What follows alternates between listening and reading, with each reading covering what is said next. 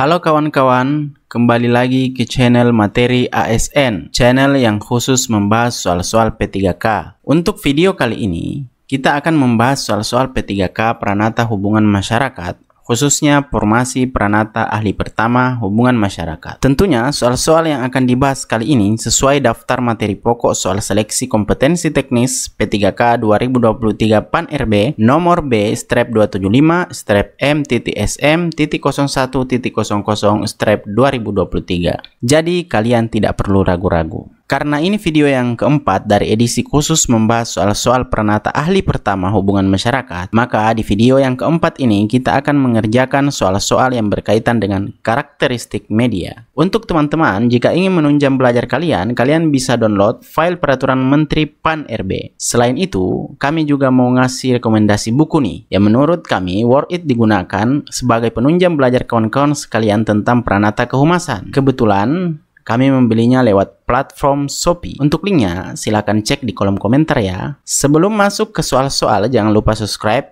like, dan share sebagai bentuk support kalian untuk channel ini. Nomor 1. Apa yang dimaksud dengan karakteristik media? A. Ciri-ciri fisik dari sebuah media. B. Kualitas konten yang disampaikan oleh media. C. Peran dan fungsi media dalam menyampaikan informasi. D. Jumlah pengguna media dalam suatu waktu tertentu. Jawaban yang paling tepat adalah C, yaitu peran dan fungsi media dalam menyampaikan informasi. Perlu diketahui bahwa karakteristik media merujuk pada sifat-sifat khusus yang dimiliki oleh media dalam menyampaikan informasi. Hal ini termasuk peran dan fungsi media dalam mengkomunikasikan informasi kepada khalayak, baik itu sebagai sumber berita, media sosialisasi, atau sebagai alat untuk mempengaruhi opini masyarakat. Nomor 2. Manakah pernyataan yang benar tentang media elektronik? A. Media elektronik hanya mencangkup televisi dan radio. B. Media elektronik menggunakan teknologi modern untuk menyampaikan pesan. C. Media elektronik tidak dapat diakses oleh masyarakat umum. D. Media elektronik hanya berguna untuk hiburan semata.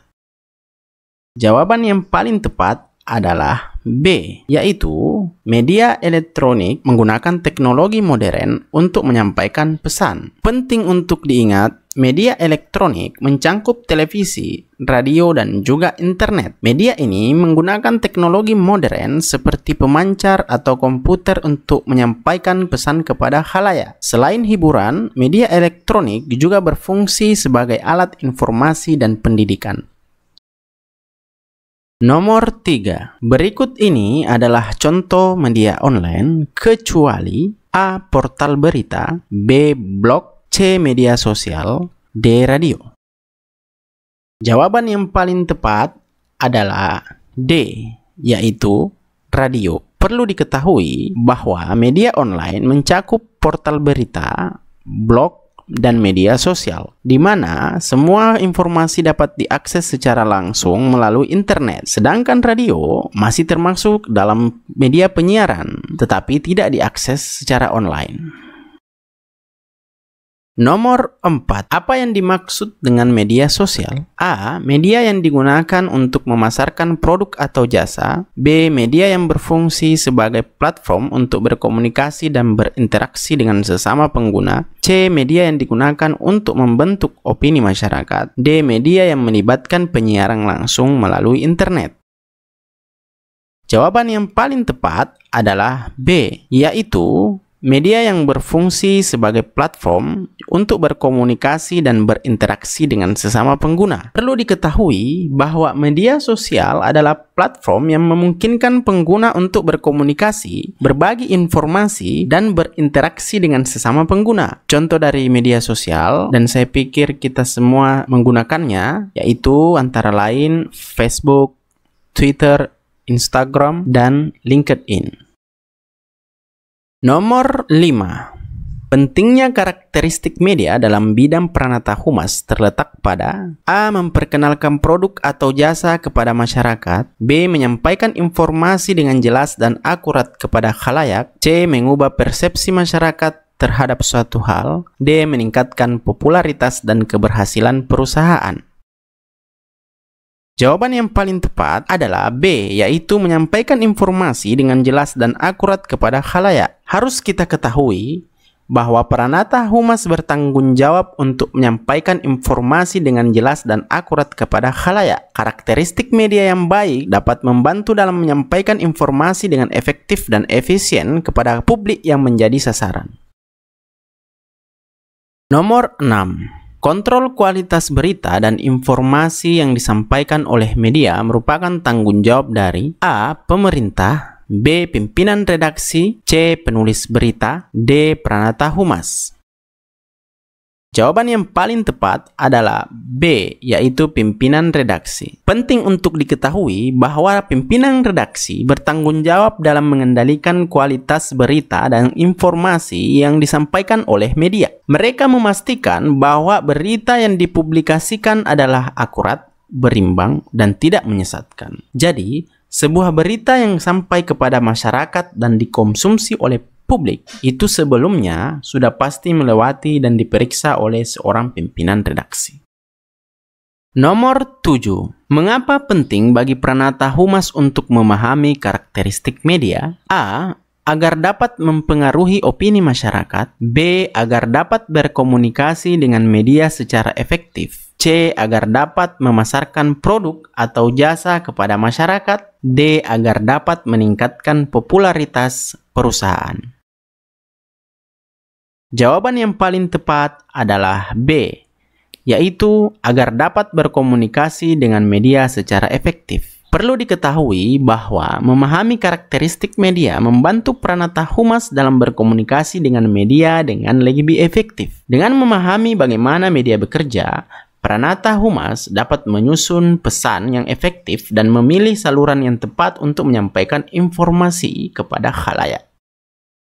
Nomor 8. Apa yang dimaksud framing dalam media? A. Proses merumuskan berita atau pesan untuk disampaikan kepada khalayak. B. Proses memilih berita yang akan dipublikasikan berdasarkan kepentingan pribadi. C. Proses melipat gandakan berita yang penting secara visual. D. Proses memberikan bobot atau penekanan tertentu pada cerita. Jawaban yang paling tepat adalah D, yaitu proses memberikan bobot atau penekanan tertentu pada cerita. Perlu untuk kita ketahui bahwa framing merujuk pada proses memberikan bobot atau penekanan tertentu pada cerita atau pesan yang disampaikan oleh media. Melalui pemilihan kata-kata, gambar, dan penyusunan narasi, media dapat mempengaruhi persepsi dan interpretasi khalayak terhadap suatu isu. Nomor 9. Manakah karakteristik media yang berperan dalam membentuk identitas suatu kelompok? A. Bias selektif. B. Stereotype. C. Efek periklanan. D. Framing. Jawaban yang paling tepat adalah B, yaitu stereotype. Penting untuk kita ketahui bahwa stereotype adalah karakteristik media yang berperan dalam membentuk identitas suatu kelompok. Media dapat memberikan gambaran umum atau klise tentang karakteristik perilaku atau atribut suatu kelompok yang dapat mempengaruhi persepsi dan pandangan publik terhadap kelompok tersebut. Contoh sederhananya, misal seperti pada film-film tahun 2000-an awal, penjahat atau preman-preman selalu diperankan oleh karakter yang berambut gondrong. Bahkan, penulisan berita pada koran di tahun-tahun 70 dan 90-an itu syarat dengan stereotip gondrong terhadap tindak kriminal. Nomor 10. Manakah yang bukan merupakan fungsi media dalam Pranata Humas? A. Memberikan informasi kepada publik. B. Membangun citra positif suatu instansi atau organisasi. C. Memasarkan produk atau jasa kepada masyarakat. D. Menyampaikan pesan-pesan politik. Jawaban yang paling tepat adalah C, yaitu memasarkan produk atau jasa kepada masyarakat. Jelas sekali bahwa fungsi media dalam Pranata Humas adalah menyampaikan informasi kepada publik, membangun citra positif suatu instansi atau organisasi, dan menyampaikan pesan-pesan politik. Memasarkan produk atau jasa biasanya menjadi tanggung jawab Departemen Pemasaran atau Penjualan. Sekian pembahasan soal-soal untuk video kali ini. Sekali lagi jangan lupa subscribe, like, and share. Semoga bermanfaat. Thanks for watching.